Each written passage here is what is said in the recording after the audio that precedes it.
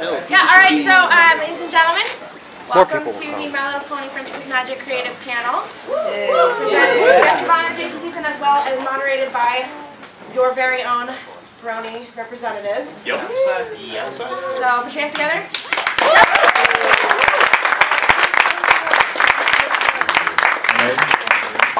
This one. Yeah, that was recording. Yeah, the one in the middle piece is going to be the live house mic. We're going to have to like move these. Actually, I'll probably set these a little bit closer towards this. Audio, figuring stuff out. We're professionals. Yep. Except you're not paid for it. last minute setups. Yeah. What's the definition? Yeah, we're working on it. Are we set in? All right, he's waved his hand from behind his little lair of something over there. Yeah, hello everyone. This is Apple Cider here. Nice to have all of you in here. Just kind of a little, well, we kind of commandeered this panel. Of course, I'm Apple Cider. This is my co-host, Chef Sandy over here. Hello. And the much more interesting man sitting to my right is Jayson Thiessen. Hey, man. Hardly.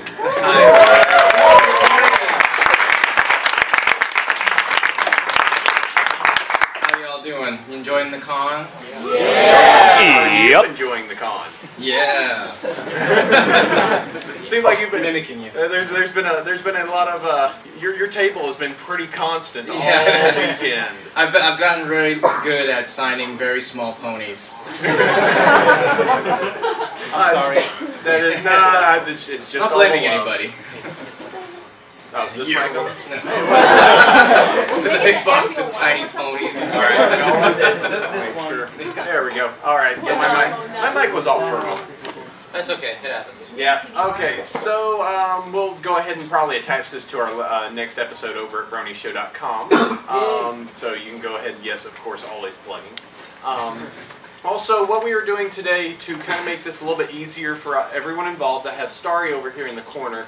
She's fielding some questions, so if you have any, there should be some 3x5 cards and pins, so if there are any questions in general you would like to ask Jayson, we're just going to go ahead and field them. That way there's no particular questions of things that he can't talk completely about, just to make things a little easier.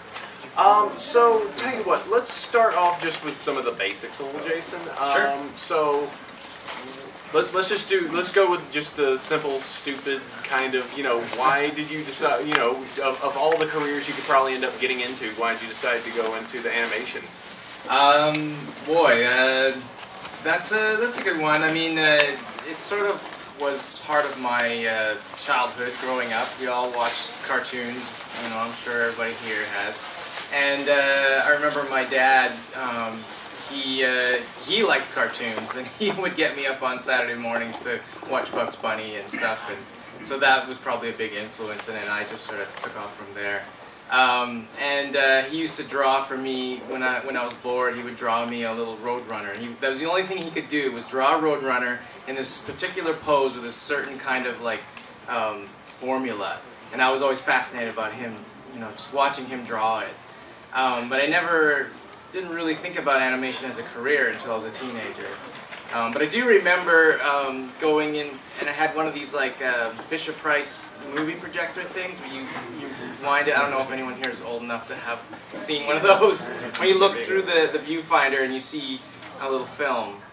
And I had Lonesome Ghosts, which was an old Disney Mickey Mouse film. And I had watched that thing frontwards and backwards hundreds of times. The only one I had, so I knew every frame and every pose, everything. I studied it backwards and forwards, and that may have helped me in my career a little bit. I don't know. But yeah, it was just sort of ended up being like the only thing I felt I was good at, I guess. Yeah, I was into it all through high school. I would always paint cells and things like that on my own, and just was kind of geeky for animation and cartoons, and there were no real cons or internet or anything like that for me to latch onto, and and just a couple of my friends in school that we just do this together. But there wasn't a huge community like what you guys have now. You guys are so lucky, really. If I drew a picture, only I saw it. I didn't have, you know, someone to upload it to. But yeah, it just sort of went from there. I went to animation school and then got a job and just worked my way up. All right, awesome. Actually, we have some of the fan-submitted questions came in, and this one actually is a pretty fun one. I'm not sure there's no name attached to this one, so I guess if it's you, you can just go woo or something. You're gonna get a lot of woos. Probably a little bit. Hey, we all put that in. So, what shows were you a fan of then and are a fan of now that are out there? Oh, well, I mean, like I said, Bugs Bunny and Tom and Jerry and all the old, you know, Warner Brothers and classic cartoons. I used to like the old Popeyes and black and white Mickey Mouses. Those were, you know, big influence on me when I was a kid. And oddly enough, when I was a kid, we had only like one channel on TV in my little hometown of Chilliwack, BC, which is outside of Vancouver. And every morning before I went to school, I'd watch whatever cartoons came on, and I didn't care what it was. I just wanted to watch cartoons because it was other than that, it was the news. So I just needed something to watch, and it was one of the shows was My Little Pony. And I watched it because it was on, and I didn't particularly, you know, want to watch it, but it was just it's cartoons better than the news. And I would never have guessed I'd be sitting here right now, 30 years later. And Ren and Stimpy was another big influence, and you know, what's with the drones? Ren and Stimpy was Ren and Stimpy's good. Yeah, 1990 or so. You know, watched The Simpsons, and you know, I liked a lot of the shows of the 90s too. Animaniacs and Tiny Toon Adventures. So you're getting them back now. That's good. Yeah, there was the Disney cartoons of the after-school shows and stuff. So those were big influences on me, I guess. And as of now, you know, oddly, I really don't have much time to watch cartoons. And I watch cartoons all day for a living. I don't really get a lot of time to devote to watching shows, so I'm having trouble thinking of one that's influencing me now. But I'll get back to you on that. Go put some stuff on the TiVo. Yeah, like, yeah, that was pretty good. I need to sit down and actually like watch something. Want to do one? Or, okay, that's a pretty good one. Yes. Go for it. There's 2 lists. Yes, many. Alright, there is, again, no name on this one. Many allusions are drawn to classic cinema and theater. How do you decide what references make the cut, especially in songs? Oh, classic cinema and theater. Well, I mean, whatever fits for the story. It's, you know, when Daniel Ingram writes a song, he usually puts a certain feel to the song, and especially like the feeling in the emotion of what they're singing about. That will influence the style of the shots. I mean, we've got to keep it in the style of the show that we've set up and that Lauren set up, but you know, sometimes we'll do something kind of genre specific. But it's really whatever fits for the scene. And like in the Daring Do episode, we went for more of a, you know, Indiana Jones feel and had more of a cinema kind of feel. And we had tried to contrast it highly with Rainbow Dash in the hospital. We tried to make that as boring as possible with like wide shots and just flat, boring, nothing much happens, so that when you see the scene, you know, in the book, it's much more exciting. We go into letterbox and we put a little film effect on it and stuff. Try to give you the feeling of the contrast between the boring hospital and the interesting book.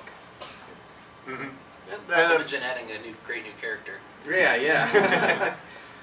Well, here, and you know, you mentioned this a little bit, and you know, Lauren Faust actually helped out, you know, with the inception of the show. She helped out considerably in season 1 and in season 2. Now, the question is on this one is is Lauren going to be a part at all on season 3?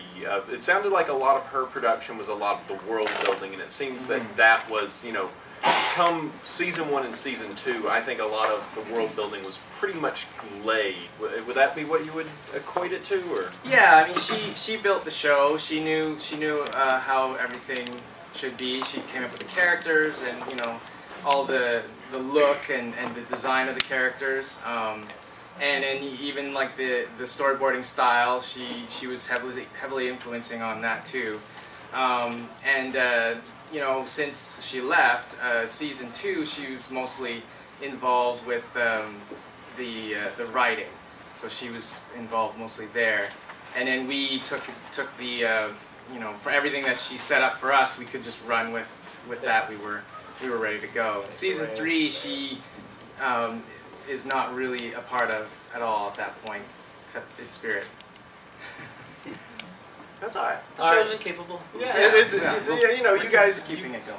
You guys are definitely working and putting your own spin and fun onto it. You know, you are. I mean, I can say, and I've even had some people email recently where they're just like, man, they're making such progress. Is like, go back and see season 1, and they're looking at like the animation and everything progressing into season 2. We had the thing with you yesterday where you were like, oh, like the beginning of the show, we were really focused on hair and making sure the hair was nice. And we got an email yesterday, man, the hair looks a lot better. Well, that comes with just, you know, getting used to, you know, the production, and we're getting better and knowing the pitfalls and things we should avoid, and having animation that we've done before that we can improve on. Yeah, I go back and watch season 1, episodes 1 and 2. I watched it recently, and I was like, "Oh, this is a bit. We've got a lot better since then." And it's just part of the evolution of the show. It should get better. That's the hope, you know. If we can, that's the best thing we can do. And try and make it all just flow pretty well, yeah. And have that all taken care of. Here, Another no name here, but we'll go for it. so what comes first, the moral or the story? Most episodes end with a letter, and what kind of letters, morals we've learned? Do the morals / lessons come first, and then sculpt the story, or are they the story ideas that you then add morals, lessons to? Oh, that's interesting. That I don't think the morals come first. It's more about the idea first, and if a moral can be made from that, then, you know, we have a successful episode. So it sort of comes from, like, say the episode that, where like again, I'm just going to reference the Read It and Weep, you know, Rainbow Dash learning that reading is cool, is sort of like, that one perhaps was the moral first, and then the story came out of that. But I wouldn't say that all of them are that way. It's just sort of like whatever fits the bill. It's sort of a loose process, right? People come up with just nuggets, and if we can build something on that nugget of an idea, then, and it has a moral and everything fits, then it's like, okay, that's an episode. Let's submit that one and see where it goes. And it doesn't seem like there would be too much of it is a chicken then an egg. It's like, right. I've got a moral idea here. Let me see if I can build a story around it, or I've kind of got this story idea. We can lead it this way, and there's the moral. Right. Because a story idea could have several different moral ideas, and it's just finding which that one is. And I don't want to speak for the writers, because they're in a separate kind of group than us. So I'm not exactly privy to all the ins and outs that they put into the show. Their secret little writer meetings. Yeah. All right. Well, let's see. This one's a little bit more broad, and this one, of course, by no name again.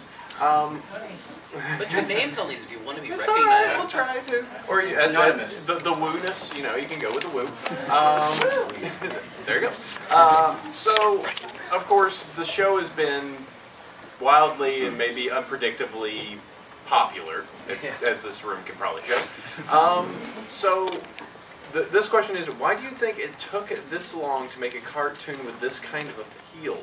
Was it luck, or was the production different from any other cartoons? I guess that what they're trying to say is, do you what was the magic formula that may have led to this? That is the $1 million question, isn't it? If networks could know the magic formula, they'd all be using it. I think that it was, with the TV shows and animation, or I'm sure live action and even movies, it's sort of like the right timing, the right opening, and the right person, and everyone coming together. This was, the Hub and Hasbro were putting together. They were making a new network. They needed shows for the network. They had all these properties. They had My Little Pony, Transformers, all this stuff. They wanted to reboot them. They knew there was the old generation that would find nostalgia and would have kids that could enjoy it too. So they had this property that they wanted to market, and they just needed somebody to kind of foster it and bring it into its own. And I think the story goes that Lauren was approaching the network when it was early on, and was pitching her own show. And then they, I guess, saw the potential in her work and was like, well, what do you think of My Little Pony? Would you want to take that on? And luckily enough, she was a huge fan of the old My Little Ponies, and so she jumped at it. And so that's like the person to create the new reboot of the show was like kind of the perfect person. She was like really smart in the industry. She had a lot of experience. She's really talented. Good storyteller, and then she's a huge fan of the property, and knew exactly what she wanted to do with it. And then Hasbro, being having a new network, were wanting to get viewers, obviously. So they saw that the enthusiasm. I mean, I'm sort of speculating at this point, but obviously they liked what she was doing, and they liked what was going on, and then. It just sort of happened. I mean, it doesn't always happen. It's kind of rare and it's kind of special. And I think that this is a special show with that. This doesn't always happen. And we should kind of. I don't want to get all sentimental. No. But this may not happen again for a long time. And if they could duplicate this kind of enthusiasm for every show that was out there, they would. I'm sure, all the show producers would love to have panels of people talking about the show and going to conventions and things like that. So, I mean, it's just everybody involved was just really into it. It was just the right combination. And there's some other benefits. I mean, that I think do lend itself so heavily to the show as well. Lauren's past history, pretty much all of her shows do include very strong female characters. Right. Like, you look at Powerpuff, you look at Foster's Home, they all include very, very strong female characters as part of their cast, the main cast. And I think that you feel that there's a lot of that, that comes across in her designs with the show. I mean, even the character that you could consider the most meek, Fluttershy, has her moments where she just, all right, here I go, Contrasts herself. herself. just has those bits to it. And if I may state one more thing that I think is probably a very important point, was that. And this was echoed not only in My Little Pony Friendship is Magic, but also in the Adventure Time. One of the things that happened very early was the fact that it was very open to reach out to the production team over at Studio B and over to DHX, because it was like, oh, this person has a DeviantArt account. And somebody will say, oh, hey, I really like the show. And they'd say, oh, that's cool. I'm glad you like it. Right. That kind of open door ability to just say, oh, I really appreciate your work, and actually, not get a stone wall, but hear like, oh, that's great. What did you like about it? Was a real like, oh wait, this dialogue can somewhat happen. Yeah, I guess that could be it too. I didn't really know about not answering those kinds of things, or I don't think. And, just like, oh, if someone likes a show, thanks, you know. That's great to hear. You know, that's kind of why we do it, right? We don't do it so that nobody likes it. Your activity is awesome. Yeah, why not? It's just the proliferation of, you know, social media being out there. Yeah, and, it's kind of the sign of the times too. Yeah. Like, it's just so easy for people to connect with industry people as well, and a lot of people have Facebook pages and Twitter accounts and all kinds of things like that are just allowing us all to connect to each other. And I think, and as well as, you know, with the Bronies and the fans, you can connect to each other through those means, and it helps to grow the fan base. I mean, like when I was a kid, not having that sort of thing, it just kind of limited to like the 3 or 4 friends of mine that would come over and watch a show every day or whenever it aired. You know, like we would tape the show and bring it over to someone's house and then watch like a marathon of a bunch of episodes of Ren and Stimpy. Sorry. It's all right. Don't worry. I'm with you, Jason. It's okay. It's all right to like Ren and Stimpy. We didn't have anything much else to watch. We still had to watch it on TV. We didn't have internet. Was that the thing before YouTube? Yeah. And we had to wait for it to air, and we couldn't watch it again afterwards. And all these What things. a world! Yeah, you're talking about TVs and having to crank something to watch. I'm old. Oh man, my daughter's gonna grow up in a very different world, I tell you. Paleolithic era, just little screen moves. But all right, let's see, what do you got there? I've got a very simple question. Oh, okay. This is nothing. Break it back a little bit. Yeah, rein you in. Do you buy any of the toys, or does Hasbro give you anything? Oh, yeah, I bought them for sure, and because you know I have a daughter, so it's a good thing to get her for Christmas. She really loves to play with them. She acts out things and stuff. But yeah, we've gotten some swag from Hasbro. They're very generous and nice about that stuff. So I mean, we don't just get like gobs and gobs of it. They're not going to just give us everything. But they show their appreciation, and they're a very good client, I have to say. I'm very happy to be working with them. Have you, I mean, I can just imagine that, you know, to some extent there, you'll go with the, at Studio B, there's definitely not only a lot of, you know, self-made pony material just probably adorning everywhere, but there's probably some, you know, there'll be figurines and there'll be, you know, stuff kind of all over the place there. So, yeah, you know, people who work on the show, they buy and sometimes modify their own ponies. We have a few Generation 1 ponies that have been taken apart and put back together in strange ways. We have fun. Some people build little, like, you know, pony castles out of cardboard boxes and things like that to decorate their desks and stuff. Sounds so fun. Yeah, like we're trying to make it fun. A little pony play set there. Yeah. No, come on, bring your Twilight Sparkle over. This will be great. It's okay, it's compiling. It's lunchtime. Research. They would go up here and they would.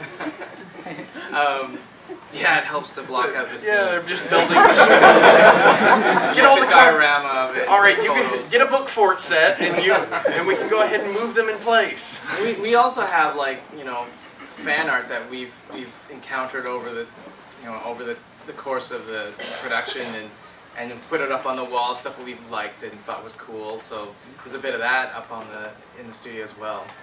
Okay. Let's see, now this one I'm going to have to chop into 3 different questions because, oh wait, 1, 2, where's the other one? 3. Okay, so there's a few here that can kind of be combined together. So first one was, what is your favorite background pony? Second one is, what is your favorite character? And the third one is, this one can be kind of taken, they said they wanted Applejack to have their own solo, so we'll do this. Let's start with the music one, especially with that. Okay. What's the determining factor to say, you know what, this episode, we're thinking about doing this, we need to make a song? So what's kind of the factor of just going like, we should do a song with this character here. Hey Daniel, go. Well, that starts in the script stage for sure. I mean, Hasbro. I mean, all of this stuff costs money, and there's production costs to go with it. You know, throwing a song into an episode isn't exactly free. There's a lot of work that Daniel puts into it. He has to, hire demo singers and do all kinds of like, mixing and hire guitarists and things like that. So we plan it ahead of time, and Hasbro may say, well, we want a certain number of songs to happen within this season, or something like that, or this episode seems like a song is needed in this scene. And we haven't had one for a while, so let's put one in. And if it works and they're willing to put the budget in, then we do it. And so it's generally written in, and also the story editor will choose that too, and then the writer will kind of work it out in terms of like how the song fits to the story and some lyrics to go with that. And if the lyrics need to be adjusted to work for a song, that's where Daniel comes in, and he might adjust a word here or there so that it sings well. And then we go with it. And he does a little demo, and we approve it, and Hasbro approves it, and it just keeps going from there. So yeah, it just sort of it either comes out of the story where it feels right, or it's sort of we're trying to make sure that we don't have too much time between songs because they're one of the highlights of the show. But that's the trick is to try and put a song in a show without it feeling like shoehorned in. It should really come out of the story. So if it works with the story, then we try and push for it. Get many of those songs caught in your head like we do. Oh yes, definitely. I've definitely had winter wrap up running through my brain for months. And then it aired, and then it was just like, oh, now it's all over the internet. Yeah, you are not alone right now. I was just kind of sitting here just, oh boy.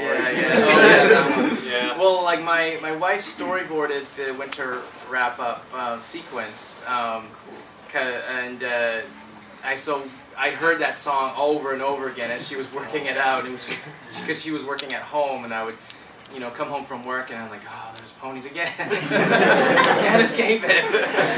But it's happening, bro. Yeah, every song that comes up gets stuck in my head because you have to listen to it over and over and over and kind of visualize what are we going to put here, and then we study it and break down the animation and all that. So it just by the time the show is done, I've seen the show 50,000 times. I dream in it. So to just do these two, and we don't have to go in absolutes of favorite character and favorite background pony, but which character? Let's just go with this. Which characters do you think to you stand out as the ones that you find most interesting? There you go. Of the MLP characters, or just any character. Yeah, just go for it. Well, somebody brought me a customized screw loose.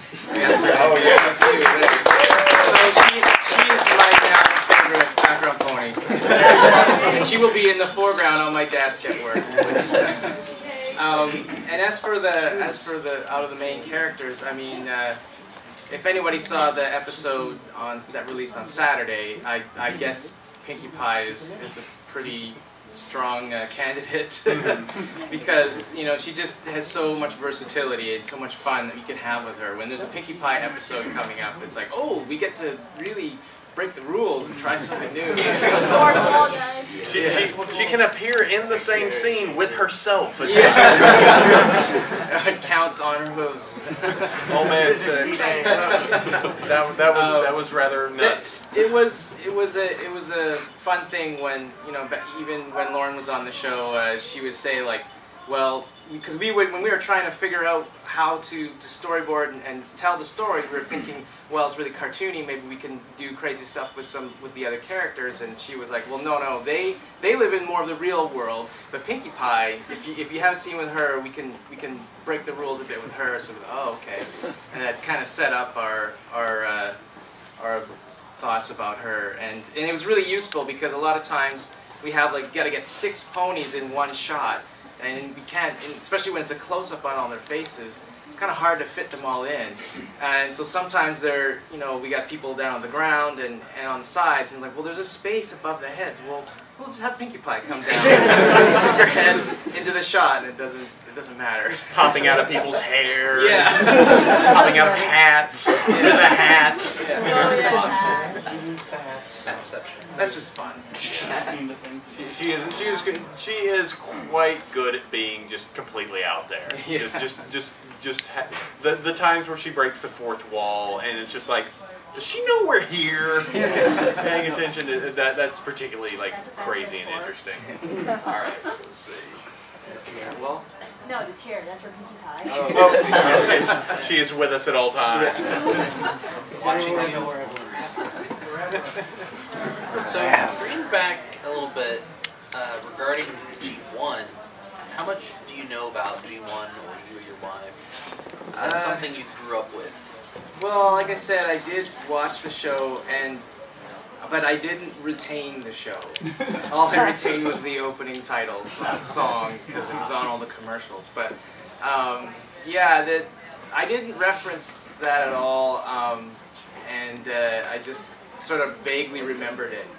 It wasn't necessarily something that stood out to me, other than it was that Pink Pony show that I used to bide my time before school started with. Just had to flip through, just like, all right, I got 30 minutes, let's go. Yeah. I think there's only one episode of that series that I actually do remember, and it had something to do with one of the characters wished that it would stop raining, and then it stopped raining forever, and it was a big drought, and then she learned not to wish for that or something. Don't wish. Yeah, be careful what you wish for, I suppose, was the lesson. Think about those wishes. They could have consequences. Yeah. That was from Nicole. Yay, Nicole. Thanks, Nicole. So, let's see. Here's a fun one. So, of course, you've got all this fan momentum that's out here right now. You know, there's obviously people who would really like to see more, as much more as they could get. And this one comes from the mysterious Ne'er-do-well back there.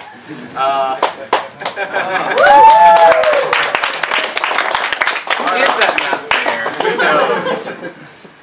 But this question is, and I'm sure there is rumblings and thoughts about it, but the question is there any talk or any idea of there possibly being a Friendship is Magic movie? Of course, you know, you can't really say if there is or isn't, but we can go on the, wouldn't that be a cool idea? Yeah, yeah, it would be. I think that the show could sustain a movie. And it's just a matter of the powers that be making a decision such as that. I don't have a whole lot of influence on that sort of thing. They have their own departments and people that are working on, you know, marketing the show whichever way they need to and want to. And I am the director for hire should they choose to do so. And you know, that's only if they would choose to use me. I mean, who knows if they would ever think of that, it would go with the TV director. All right, let's see. Here's a few more. So here's a pretty good idea, and you guys are still in crunch time right now. You probably have you probably have at least a month or two tomorrow. Fly right out, just back to the Centos. So here's a good question, and this is probably just a good idea for us. This one comes from Woo. Comes from all of them. How long does it take an episode to get made? You know, and I suppose that could go from the storyboard or the particular pieces. How long do those take to get made? And do you work more than one at a time? Oh yes. Okay. Well, I guess an example would be when we greenlit the show. For season 1, we hadn't. I think there was the two-parter was written. I know Lauren wrote that, but the script wasn't finalized yet. So that was about November of 2009, and we finished the first episode about 9 months later. But that wasn't that we worked on the first episode for 9 months. We'd start working on the first episode, and then once we, once the script was approved and we were working on the designs for it and the board artists were going, then the next episode would get started, and then the next episode. It's like an assembly line of sorts. As the one gets going, and then there's a couple of board artists working on one episode, then the next one gets started, and there's another set of board artists that work on that. So at any given time, there's about 5 or 6 or 7 episodes in production at various stages. And so because of that, it kind of pushes out all the lengths of times to do stuff, because it can't focus on one episode at all times. So it's kind of hard to say exactly how long, if I actually calculated the actual time I worked on episode 1 all the way through to the end. It could have been like as much as 3 months, but because of everything got spread out, it ended up as 9. It's tricky because I come into work and I've got meetings and different things throughout the day, and it can be on any one of 6 episodes that are in production. So one person is asking me an animation question on episode 209, the next person is asking me a question on episode 212, and in a storyboard thing or something like that, or then there's the music on another episode, and the script is coming in for another episode, and then a board is handed in, so I gotta jump, from episode to episode, and thankfully Woody, the co-director, kind of helps we sort of split things up and work on it together. Couldn't really do it all by myself, that's for sure. Do you know of any particular scene or maybe a particular episode that might have been particularly tough to fighting, just to get the way that you would want it to be? Like something like a tricky... yeah, just like maybe like, we want to do this, but we want to do it this way, or we're not sure if this is like turning out the way that we want, but we want it to do this. Was there anything that you found particularly challenging?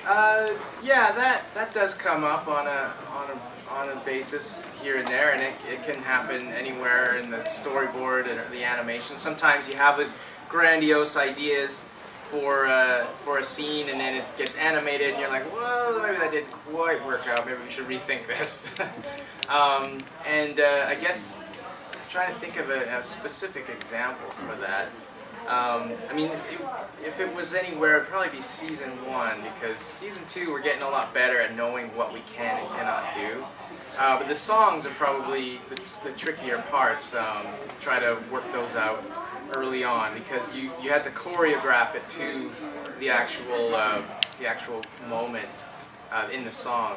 I'm trying to think. I think in the episode where Rarity makes the gala dresses, it was episode 14, there was a particular sequence of events that Lauren really wanted to do when Rarity presents the actual good dresses to hoity-toity at the end of the episode. She wanted to have this big, beautiful sequence, and we had boarded it how we saw it, but she had something different in mind, and we were trying to work it out, and so she kind of came in and helped board that, and it was a bit tricky, because there were some things that in animation it worked really, really well in the board, and we really saw the potential in it. When we went to animate it, we were like, oh, I'm not sure this is translating well. I may have to rethink this a little bit, and to try and get that same feeling that she had wanted. And then we present that to her. It's like, well, this isn't exactly how you did it, but is this okay too? This is another way, and she was gracious about, like, oh yeah, that's good too. Mm-hmm. And that scene in particular, I mean, you were doing the identities of all 5 of those characters, and then transitioning into the next one. That was a pretty tricky sequence for sure. Also, in the second episode, when everybody was transforming into the elements of harmony. That was another one that was like tricky to do, because working with Flash, there's some things you get in your mind, and you see it in your head and you draw it, and then someone else tries to interpret that into a vector medium, and we're just, oh, okay, that maybe isn't quite working. And that's what rough cuts are for. We bring the animation in, and we see how it's all cutting together, and if we need to revise it, we do. And sometimes we even like completely rework a scene from scratch, and just like, okay, that is not working. We have to rethink that. And luckily, we have a crew of people on staff that can just take care of those revisions. But it's part of the spontaneous kind of creative aspect of it, where we're able to make sort of last-minute changes to make it better. And it's always in the direction of trying to make it better, trying to tell the story better, and improve upon, you know, what the person previous had set up. Okay. Okay, here's a question. So, is there a reason why you guys use painted backgrounds and vector backgrounds instead of only Flash? Oh, we don't use any painted backgrounds, except for maybe a color card or something like that. A couple of painted backgrounds have shown up here and there, but all of the backgrounds on the show are painted in Flash. We have an amazing background painter, Jeff Manson, who he sets up all the color keys for the background locations. And I don't know how he does it, but he really works wonders with Flash. He just knows what colors to choose and how to use that program to its best advantage. And so the reason why we do that is because Flash, being vector, gives us so much more versatility. We can zoom in on something all the way down to like the tiniest little, you know, like almost a pixel size, and then zoom out as far as you want. And we can split things up into layers and create a multi-panel camera, and you know, kind of get a pseudo 3D look as we move through the landscapes and stuff like that. And plus we can like take elements out of the background, like a tree or a bush or something, and copy and paste it and make new backgrounds out of old backgrounds quite easily. And you know, no one knows the wiser. But if we paint them, it does kind of limit how far you can zoom in without getting pixelated, or zoom out, and it's hard to separate layers, and it also creates a larger file size in Flash. And I don't know if anyone here has worked with Flash.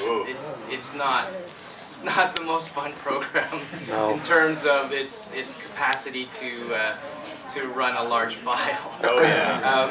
And that is one of the, I'd say that is one of the big challenges of My Little Pony, especially when the script and the scene is calling for huge crowds of people or ponies in the scene, and you bring them all in, and it's like, oh, I can't even open the file now. There's too many ponies. We can drive down to Adobe and you can just shake your fist at them. And you know, it's been a big frustration for us, because like sometimes we would build something to have like lots of layers and lots of, like, the rig would be really great and have all this versatility. You bring that rig of a pony into Flash and it works okay, but as soon as you bring another pony in, it crashes. And it's just too much, so we have to like pull it out and try and simplify it for the scene, what is called for. So a lot of times background ponies aren't necessarily more than just a still image. Add more apple trees. Uh-oh, remove apple trees. Yeah. So sometimes if if things don't always move, it's probably because we couldn't move it. It's just a limitation we have to live with, and I'm still amazed at how much we've been able to get out of the program. So it's still great for what we're able to do with it. Okay. Oh, hey, here's one that's just that's fresh off the terms. In terms of Flash, how much animation is automated action script versus just tweening? It is all hand animated in the sense that, you know, the most we have pre-made, and we don't use action scripting really for anything. We just tween everything. And a pony, every pony has a run cycle and a walk cycle and a trot cycle for as many angles as, I think there's an 8-point turnaround for each pony. So there's a lot of pre-animation to do just for runs, walks, trots, and Pink Geyser bounce that was pre-made. I think Pinkie Pie's bounce actually came from the animation test that we did. It just worked out well. We just kept it. So that's pretty much the extent of the pre-made animation that we have. We have like all the mouth shapes and the eye blinks and some hair cycles done ahead of time, but beyond that, it's customized for each scene. The animator, the layout artist poses it for the scene, the animator animates it for the scene, and the only reuse, pre-made animation we might use beyond that is something from another scene or the animator's own little archive that they would keep for themselves to help save time. It's all about saving time. All right, let's see. Here's another fun one that I'm actually very curious about. So this question from I guess Woo again. Do you guys have a set layout for maybe Canterlot or Ponyville where it's just like, all right, if a character is going to be walking this way, they're going to be walking towards rarities, or they're walking like that. Is there any set layouts for Ponyville, landmarks, floor plans, and how close are they followed? Yeah, we have our stock locations where we can see Ponyville in a wide shot, and Tree House, and the library, and all the main locations that we go to all the time, plus the interiors. That's the basic starting point. And we kind of have a rough idea of where everything is laid out in the town. So if they need to go from Ponyville to Equestria, they would head a certain direction. And Fluttershy's house might be, here or there. Or it's loose though. I mean, we keep a basic idea of where it is, but sometimes a scene calls for someone to go somewhere that we don't really want to nail it down so much that it limits us to like where things need to be. I mean, sometimes it's just easier just to cut to Fluttershy's house and they're arriving. It just saves us time too. Yeah, and as far as like floor plans, we don't really have a floor plan, which can be an issue sometimes where, where is Rarity's bedroom? How does that work with the upstairs and the downstairs? Or, that was a problem early on with Twilight's loft, where she sleeps upstairs of the treehouse. We weren't exactly sure where that was and how it pertained to the outside of the tree, and what window lined up with what exterior window lined up with the interior window. It's just not that well planned out. Like, not well, but like it's just not that meticulously planned out. And it gives us the flexibility to be able to tell the story and focus on that, and not where specifically everything is. Well, one thing I was going to add to that, Simpsons has been running for such a long time. They actually do have a layout of Ponyville and Springfield that actually they can reference. So maybe once you guys have 10 seasons or so. Yeah, maybe by then. A map of Ponyville and everything else. I didn't know Matt was such a fan. I know, right? Hey, there are fans out there that are really tried hard to make a map. Oh yeah. When it was one of the episodes this season where it was just like, oh yeah, this is where Cloudsdale is, and this is where Ponyville is, and people were like, ah, you start. Like they've started to be like, okay, in this shot, the town hall is here, in relation to this is here, so the map would be like, if you haven't noticed, these guys are pretty passionate about everything. So just a little bit. Teensy bit obsessive in some cases. All right, so this is the last. We're going to be wrapping up the questions because we're running out of time. And this is the last one. Sorry guys, only have an hour for this. So, how much impact does the fan community have, at least to your day-to-day, like, making of the shows? Like, do you, really care about what the fan reaction is? Well, I mean, we definitely see what is being said, and at least I do. I like to check up and see what's happening. And it seems like, if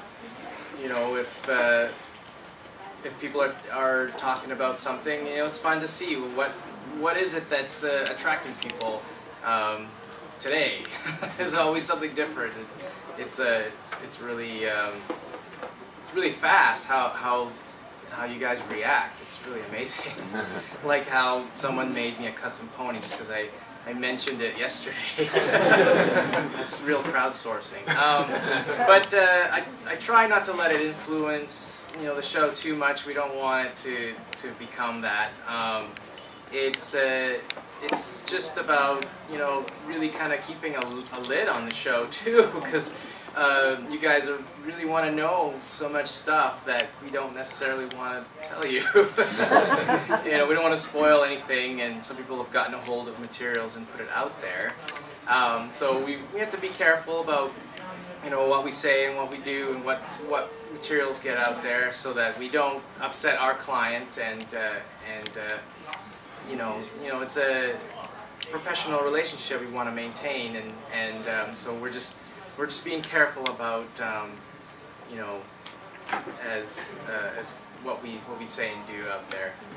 That's not really a big deal about every day. We don't really think about that much, but it wasn't a problem or an issue on episode 1 or 2 or 3 or 4 as much.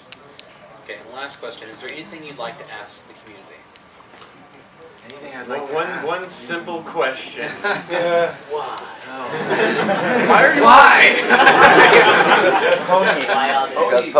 Because ponies. That's actually not a bad question. I mean, I get that a lot from people who, like journalists, who are curious about this phenomenon, and they say, what is it about the show that is drawing so many guys to watch a show for girls? And I say, like, well, maybe because it's a good show.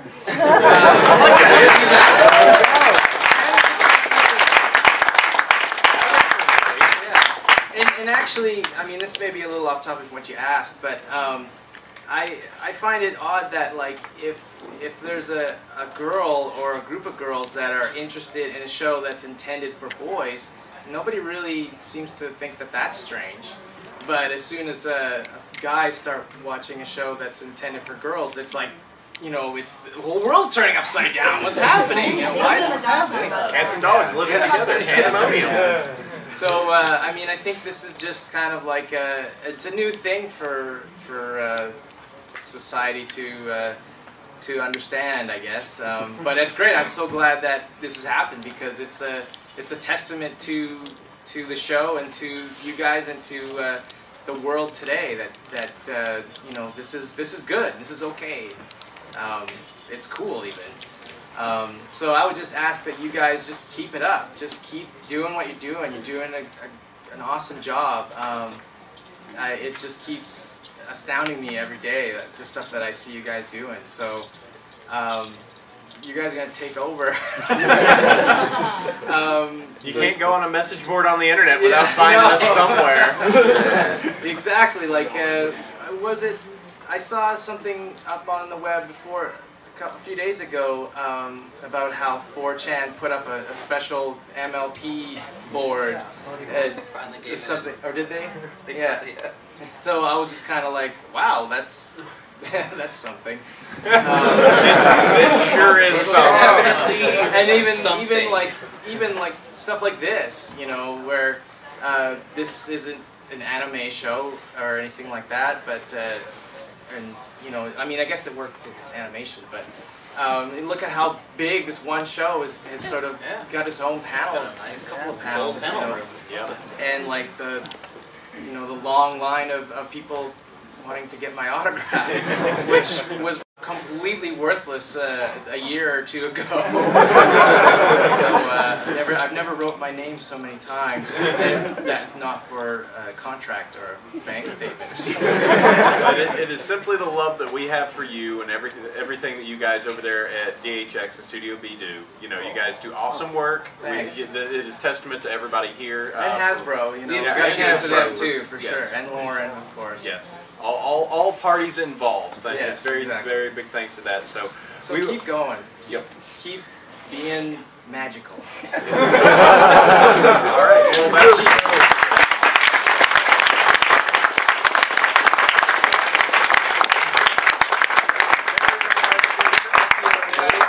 it's a pleasure to talk to you once again on this, and you know, have a good trip back to Vancouver. And, yeah, we're rushing back to get ready for work tomorrow. Looking to make more ponies. There's still a lot of episodes left of season 2, so keep tuned. There's stuff to see yet. All right, sounds good. We'll go ahead and wrap this up. Sleep well, every pony. Yeah.